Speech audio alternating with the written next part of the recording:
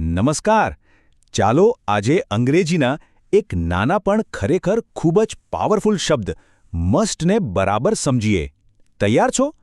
ચાલો ત્યારે આ શબ્દની અંદર રહેલી શક્તિને જાણીએ.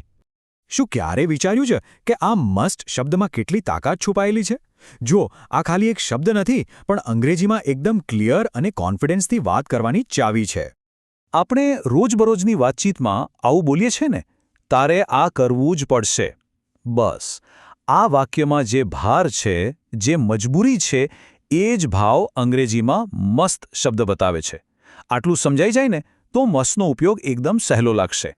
પણ હવે આ બીજું વાક્ય જુઓ, he must be at home. અહીં મસ્ટનો અર્થ ફરજ બતાવવાનો નથી.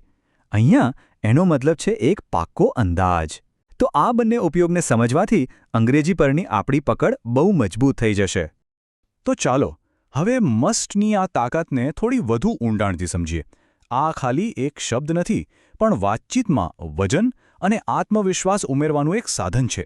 ચાલો જોઈએ કે આ કેવી રીતે કામ કરે છે. સૌથી પહેલાં ચાલો મસ્ટના પહેલા અને સૌથી કોમન ઉપયોગ વિશે વાત કરીએ, એટલે કે ફરજો અને નિયમો.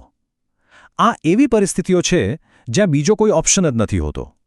સ્ટ્રોંગ ઓબ્લિગેશન એટલે કે જબરદસ્ત ફરજ. કોઈ કામ કરવું અત્યંત જરૂરી છે જેના વગર ચાલે જ નહીં. આ ફરજ કોઈ પણ હોઈ શકે, વ્યક્તિગત, સામાજિક કે પછી કાયદાકીય. અને સૌથી સારી વાત એ છે કે આનો ઉપયોગ કરવો ગ્રામરની દૃષ્ટિએ બહુ જ સિમ્પલ છે. સૌથી પહેલાં કર્તા એટલે કે સબ્જેક્ટ, પછી મૂકી દો મસ્ટ, અને છેલ્લે ક્રિયાપદનું મૂળ સ્વરૂપ એટલે કે બેઝ વર્બ. બસ આટલું જ. દાખલા તરીકે આ વાક્ય જુઓ, you must respect your parents. અહીં મસ્ટ એક મજબૂત નૈતિક ફરજ બતાવી રહ્યો છે. આ ખાલી એક સલાહ નથી, પણ એક એવી વાત છે જે કરવી જ જોઈએ. હવે ચાલો એક પ્રોફેશનલ ઉદાહરણ જોઈએ. She must finish the work today. આ વાક્ય એકદમ સ્પષ્ટ કહે છે કે કામ આજે જ પૂરું કરવું અનિવાર્ય છે. એમાં કોઈ છૂટછાટને સ્થાન નથી. અને આ ત્રીજું ઉદાહરણ, વી મસ્ટ લીવ નાઉ. આ વાક્ય શું બતાવે છે? તાકીદ, અર્જન્સી. માની લો કે ટ્રેન પકડવાની છે અથવા કોઈ ઇમ્પોર્ટન્ટ મીટિંગમાં પહોંચવું છે. અહીં મસ્ટનો અર્થ છે કે હવે 1 મિનિટ પણ મોડું પોસાય એમ નથી. હવે એ જોઈએ કે નિયમો અને સૂચનાઓ માટે મસ્ટનો ઉપયોગ કેવી રીતે થાય છે. આવો ઉપયોગ ઘણીવાર ઓફિશિયલ જગ્યાઓ પર, જેમ કે શાળા, હોસ્પિટલ કે પછી પબ્લિક પ્લેસ પર જોવા મળે છે. હવે મસ્ટ નોટનો ઉપયોગ જોઈએ, જેમ કે you must not use mobile in class. આનો સીધો અર્થ છે કે કોઈ ક્રિયા કરવાની સખત મનાઈ છે. આ એક નિયમ છે અને એનું પાલન કરવું જ પડશે. તો આ હતો મસ્ટનો પહેલો ઉપયોગ. હવે એના બીજા ઉપયોગ પર આવીએ, જે ખૂબ જ રસપ્રદ છે, મજબૂત અનુમાન લગાવવું. જ્યારે કોઈ વાત માટે તમે લગભગ 100% શ્યોર હો, ત્યારે મસ્ટનો ઉપયોગ થાય છે. આને કહેવાય છે લોજિકલ કન્ક્લુઝન. એટલે કે જ્યારે તમારી પાસે કોઈ વાતની 100% ખાતરી ન હોય, પણ પુરાવા એટલા મજબૂત હોય કે એ જ સાચું હોવાની પૂરેપૂરી શક્યતા હોય, ત્યારે મસ્ટ વપરાય છે. વિચારો, રાત્રે કોઈ મિત્રના રૂમની લાઇટ બંધ છે અને અંદરથી કોઈ જ અવાજ નથી આવી રહ્યો. મનમાં પહેલો વિચાર શું આવશે? તરત જ કહેવાશે, હી મસ્ટ બી સ્લીપિંગ. આ એક તાર્કિક અને મજબૂત અંદાજ છે, ખરું ને? બીજું એક ઉદાહરણ લઈએ. માની લો કે કોઈના ઘરની બહાર એમની ગાડી પાર્ક કરેલી દેખાય છે, તો તરત જ અંદાજ લગાવી શકાય કે they must be at home. મતલબ પુરાવા એવું કહે છે કે તેઓ ચોક્કસ ઘરે જ હશે. હવે એક ખૂબ જ અગત્યના મુદ્દા પર ધ્યાન આપીએ, સામાન્ય ભૂલોથી કેવી રીતે બચવું.